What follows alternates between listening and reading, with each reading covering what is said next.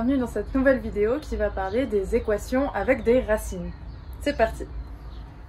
Alors, au programme du jour, on va premièrement voir comment résoudre des équations avec une seule racine, puis avec deux racines, et on va voir comment on fait quand on a des équations avec plus de deux racines. Alors, commençons tout de suite avec un exemple où on a une équation avec une seule racine.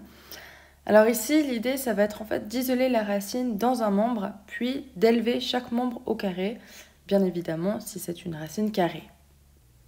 Donc on va tout de suite voir comment ça fonctionne avec l'exemple suivant. Donc on a la racine de 7 moins x plus 1 est égal à x. Donc là, la première chose qu'on va faire, ça va être d'isoler la racine. Donc ici, on va noter racine de 7 moins x qui est égale à x moins 1. Et ensuite, ce qu'on va faire, c'est qu'on va élever au carré chacune des parties à gauche et à droite de l'égalité. Donc, quand on élève une racine au carré, ça nous donne ce qu'il y a à l'intérieur de la racine, donc 7 moins x. Et là, attention, il faut bien mettre toute la partie de droite au carré, donc x moins 1 au carré. Et attention ici, pas faire x carré moins 1 au carré. Bien mettre toute la partie de droite au carré. Donc là, on va développer cette partie de droite, ça nous fait 7 moins x qui est égal alors à x carré moins 2x plus 1.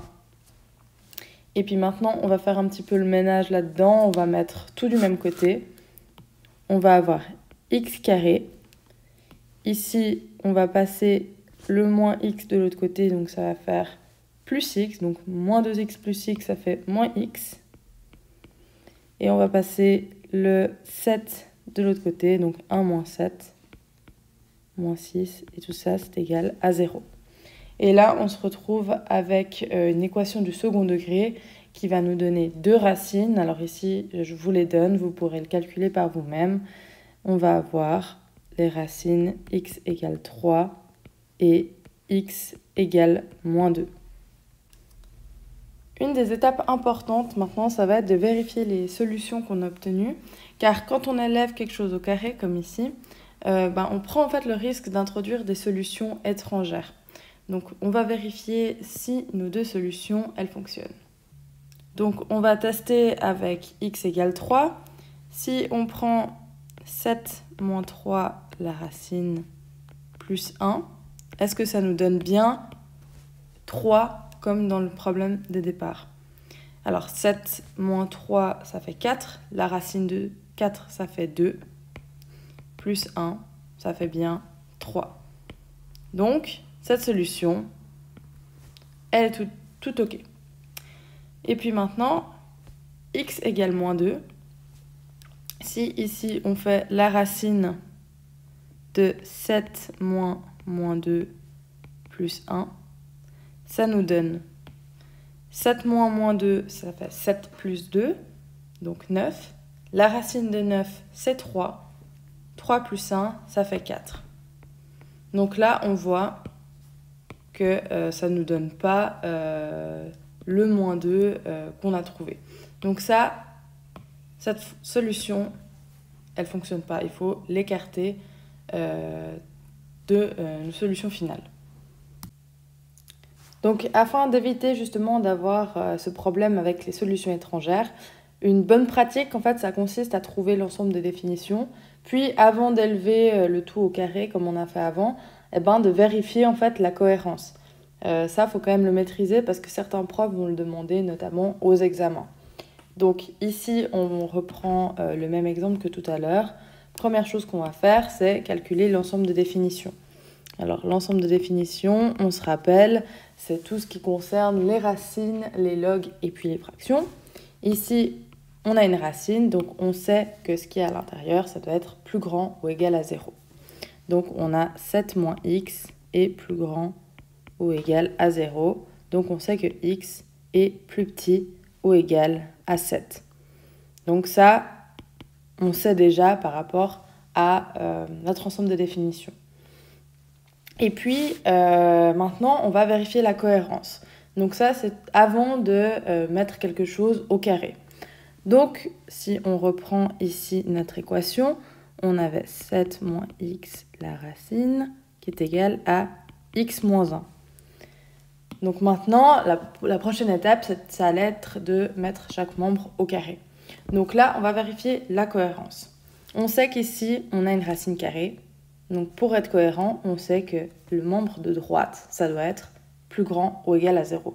Car une racine carrée ne va pas nous donner un nombre négatif. Donc ici, on va noter x moins 1 doit être plus grand ou égal à 0. Donc x doit être plus grand ou égal à 1. Donc là, on a vérifié la cohérence. Et puis maintenant, si on regroupe les deux, on a que la solution, elle doit être dans l'intervalle 1, 7. Donc si vous vous rappelez, avant, on avait trouvé les solutions 3 et moins 2. Donc par rapport à ce qu'on a ici, le 3, on voit que c'est tout bon, on peut le garder. Mais que le moins 2, il ne fait pas partie de cet intervalle et c'est pour ça qu'on rejette la solution. Maintenant qu'on sait comment résoudre une équation avec une seule racine, on va passer à la deuxième étape où on veut résoudre une équation, cette fois-ci avec deux racines. Alors l'idée ici, ça va être de répartir les racines dans chaque membre et d'élever ensuite chaque membre au carré, un peu comme on avait fait pour lorsqu'on avait une seule racine. Donc ici, on a cet exemple ici, on a la racine de 7 moins x plus 1 est égale à la racine de x plus 6. Donc ici, l'idée, c'était de répartir les racines. Ici, c'est déjà fait avant de commencer le problème. Donc on a une racine à gauche et une racine à droite de l'égalité. Donc ça, c'est déjà bien. Et ensuite, on va élever chaque membre au carré. Donc ici, je vais mettre une parenthèse ici. On va élever le membre de gauche au carré et le membre de droite au carré. Et attention, ici, il ne va pas falloir mettre chaque terme au carré, qui est en fait une faute assez fréquente, mais bien d'utiliser l'identité remarquable A plus B au carré. Donc pas mettre ce terme-là au carré plus ce terme-là au carré. Donc maintenant, on va développer tout ça. On a la racine de 7 moins x au carré, ce qui nous donne 7 moins x, plus 2 fois racine de 7 moins x fois 1, donc plus 2 racine de 7 moins x, plus 1 au carré, qui est égal à 1, qui est égal à la racine de x plus 6, le tout au carré, donc x plus 6. On va ensuite faire un petit peu le ménage avec tout ça. Donc on va passer cette partie-là là-bas et ça aussi ici. Donc on va avoir 2 racines de 7 moins x qui est égal à x plus 6 moins 7 moins x moins 1. Donc ça nous donne 2 racines de 7 moins x qui est égal à x plus 6 moins 7 plus x moins 1. On va réécrire tout ça. Ici, on a x plus x, ça fait 2x. Et ensuite, 6 moins 7, ça fait moins 1. Moins 1, ça fait moins 2. Et puis ici, ce qu'on va faire, c'est qu'on va encore diviser chaque partie par 2. Donc, on va avoir la racine de 7 moins x qui est égale à 2x sur 2, x, moins 2 sur 2, moins 1. Et puis là, on se retrouve finalement avec une équation avec une seule racine, donc comme dans l'exemple qu'on avait ici. Donc ici, la prochaine chose à faire, ça va être d'élever le tout au carré. Donc, c'est ce qu'on va faire. Le membre de gauche qui va nous donner 7 moins x. Et le membre de droite, on va avoir x moins 1 au carré.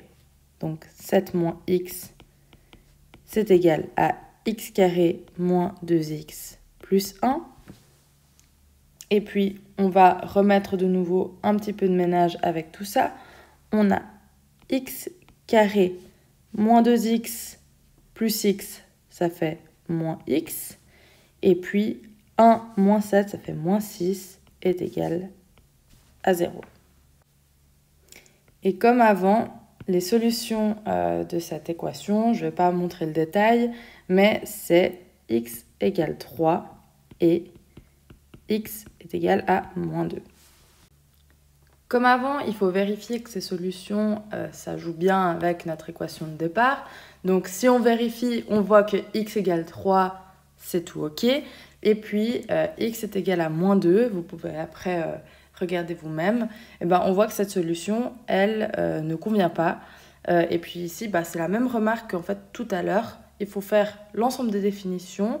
Et puis avant d'élever au carré, on regarde la cohérence et on trouve que les solutions doivent être dans un tel ou tel intervalle.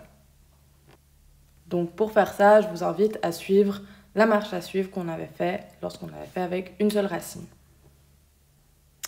Et pour finir, maintenant qu'on maîtrise avec 2 racines, on va voir comment ça se passe avec plus que 2 racines.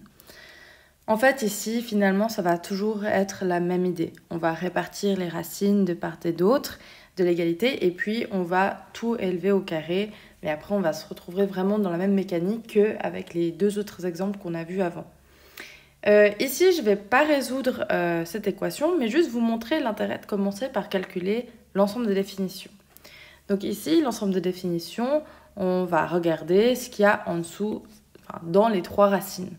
Donc ici, on sait que avec la racine de x moins 4, on va commencer par ça, on sait que x moins 4, ça doit être plus grand ou égal à 0. Donc x plus grand ou égal à 4. Première chose. Ensuite, avec la racine de 2 moins x, on sait que 2 moins x, ça doit être plus grand ou égal à 0. Donc que x doit être plus petit ou égal à 2. Et finalement, avec la racine de x, on sait que x doit être plus grand ou égal à 0. Et puis là, on voit déjà un problème.